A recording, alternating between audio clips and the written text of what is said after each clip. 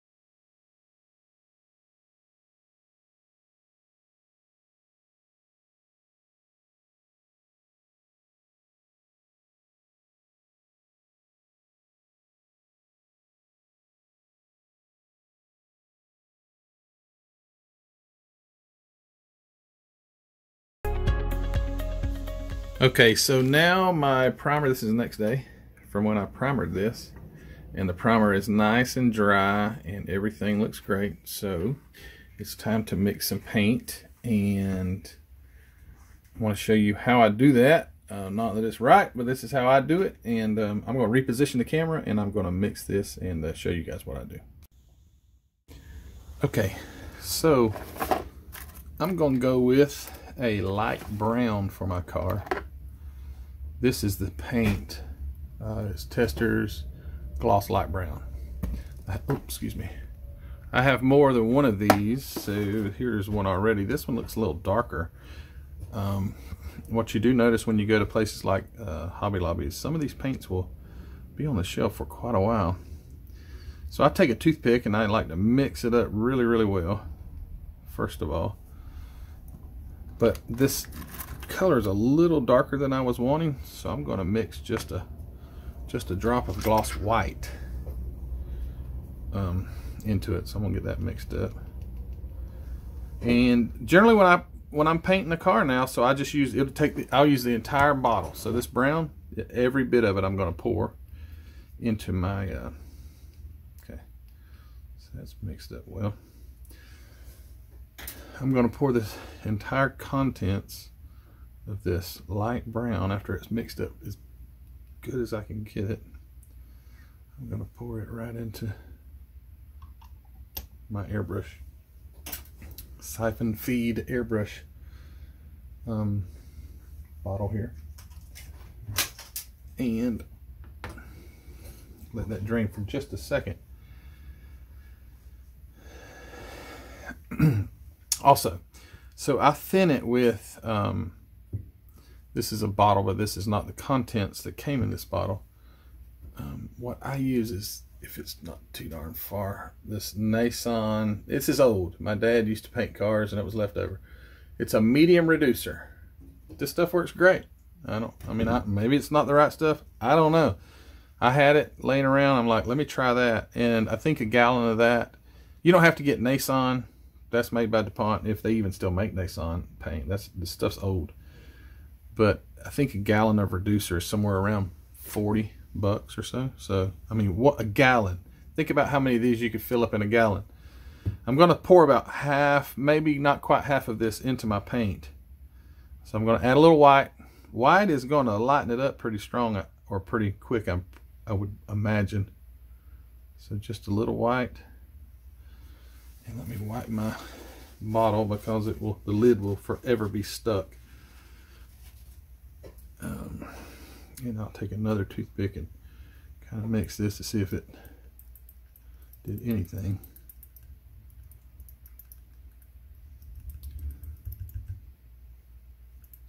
Maybe just another drop. Oh, that was more than a drop. You can't go back once it's in there. All right, so I'm done with the white. Mix this up, and what I do is I give it a good shake whenever I add the reducer to it after I put my glove on.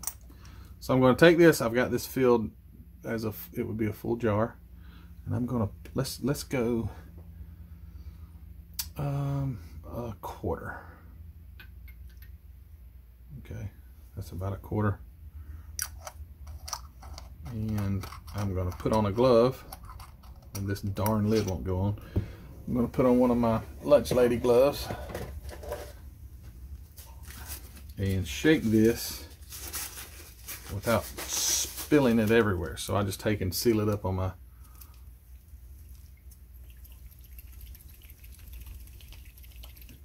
that's going to be completely mixed, and you can tell the thickness of it. It looks pretty good. It's still darker than what I wanted, but oh well. It's going to be going over a white base, so maybe it will end up being lighter. And that's what I do. So I'm all mixed up. Let's shoot some paint. Stand by.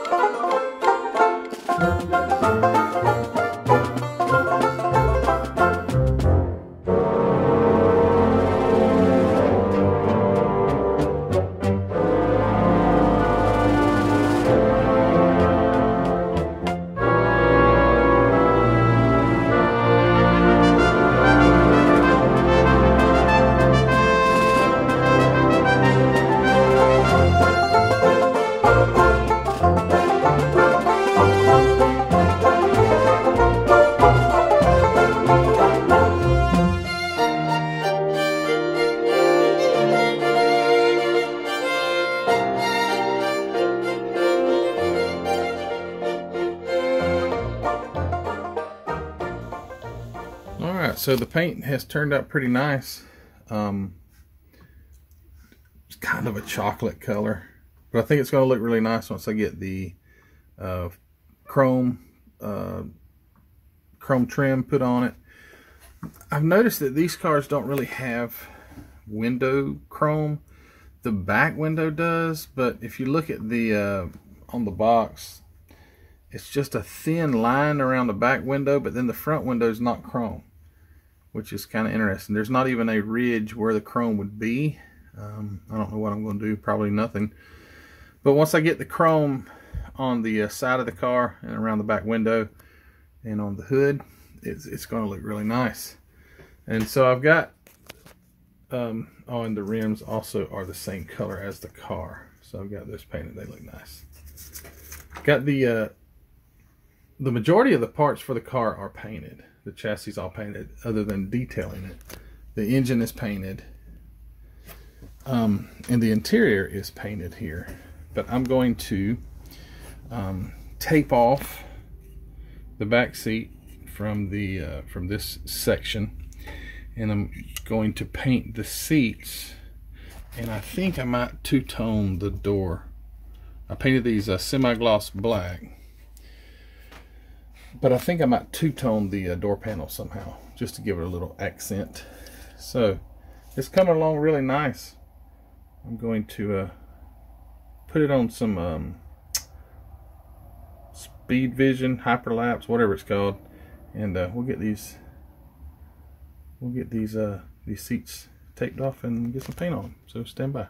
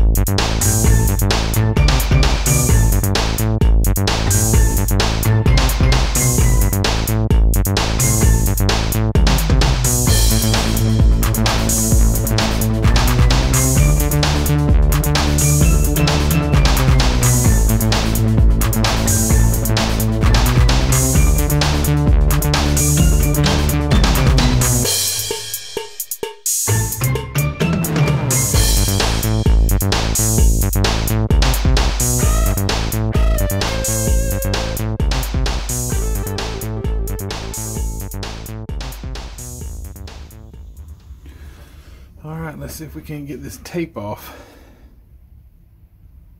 It's not completely dry, but I'm an impatient person. See what it ends up looking like. It may not look good at all. Might just paint it all brown. It was a little difficult to get the tape. I didn't think about it, but this seat is split, so to get that tape down in there, it's kind of a pain. And I ran out of my Tamiya tape. This one, I just ran out of it. That's some good stuff right there, guys. If you want some of that, or you want some good masking tape, get that. It's I also have this that I got from Hobby Lobby. It's this little orange one. It's not near as good. So if you're gonna mask something off, get some good tape and do it with. Maybe I'll try to get some of that tape in a Amazon link where you can go click on it. It's so darn good, it's hard to get unstuck.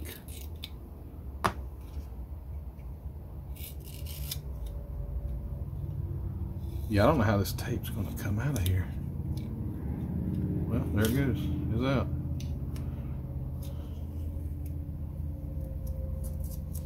Sorry, keep forgetting that you're watching.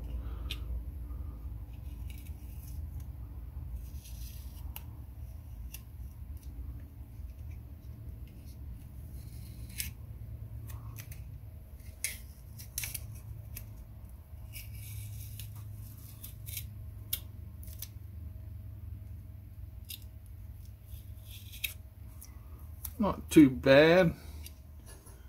It's not the best two-tone look I've ever seen, but hey, gives it a little contrast. Black, and you know, maybe I'll give it a little dry brushing on the seat once it's dry to give it a little bit more life. Just a straight color sometimes doesn't look real. It's just without any kind of shadowing or anything like that.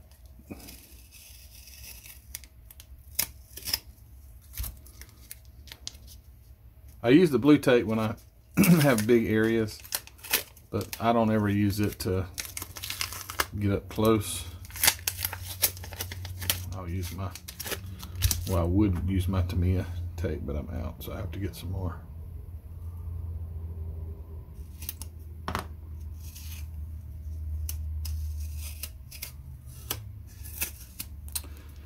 There. So we got our front seat that will sit in front. Yeah, that's gonna look pretty good. I'll probably dry brush some marks in it as if it has some you know, grain with the material in the seat. That's always a nice little touch to do something like that. Now if I can do this without making the darn door panel come off of the sprue, it'd be a miracle.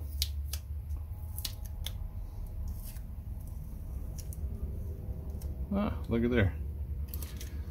That looks pretty good. I'll come in here and do something with these door handles and all, but I just wanted to break it up a little, not to have just a black interior or just a brown interior. I wanted to try and have a, I don't know, it's a classy old car. Give it some character.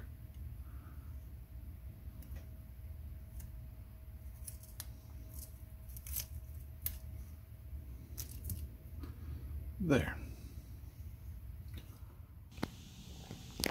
Alright guys, so here we go. I've got the majority of the parts painted. I still have a few parts left on a tree over here, some bumper brackets, hood brackets that I probably won't use. Just a few extra little things that I have to paint. Gonna have to, so this attaches on top of the dashboard here, and it needs quite a bit of detailing as far as maybe a little paint on it, maybe a little black wash. The grill, the bumpers, they look great. So it's going to be a nice, this is going to be a really nice kit. I hope I didn't make a mistake with the chocolate. It looks like milk chocolate. I mean, it's almost a perfect. It seems a little more red on the camera, but in real life now, you could. It looks like a chocolate bunny, except the body. Got the interior two-toned, and I will do something to give it some life, as well as the door panels. Got the rims painted; they look great. Engine is pretty much put together. It's just sitting there. I'm going to put plug wires on it. Continue to get it together. I've got a few other parts behind me here that are also painted. But this is turning out to be a really nice looking kit on the next video, because I've got to let this body dry several days before you can start doing bare metal foil, or at least me. It's kind of chilly here, so it's drying slower. And when you hold on to the body to do the detailing, you will get fingerprints still if you're not careful, or smudges, and I don't want that. So I'm going to give this body several days to cure, and I'll work on these other things here, getting the chassis and the interior completed. But I'm going to end this video. This will be part 1. I don't know if it'll be 2 or 3 parts, but I don't want these videos to continue to be so long. A lot of guys don't have time in the day to sit and watch a 40-minute video, and I apologize for those that are too long. Some of you guys enjoy it, but I'm going to try to keep these videos quick, or quicker, and maybe a little more detailed than what I usually do. Usually it's just like I start it, middle ways I'm halfway done, and then all of a sudden it's a completed kit. But I wanted to kind of show a few things what I do, how I do it. So I'm going to wrap this one up, and if you guys haven't already, please subscribe. If you would comment, let me know what you think if you've built this kit. And the box is right here. Again, if you don't remember which one it was, it's the 1948 Ford Police Coupe, but I'm doing it in the stock version. I'm not doing the police. I have 3 of these. I may do a police eventually. But if you would comment, let me know if you've done it. From what I can tell, this thing is a super high quality, great kit made by Revell as usual. Again, if you are interested in using any of the products that I use to build with, down at the bottom in the description box there's some quick links to Amazon. You can click on those and go and see the things that I do use. And I think that's going to wrap this one up. Guys, you take care. Stay warm. And we will see you on part 2. You guys take care. Bye.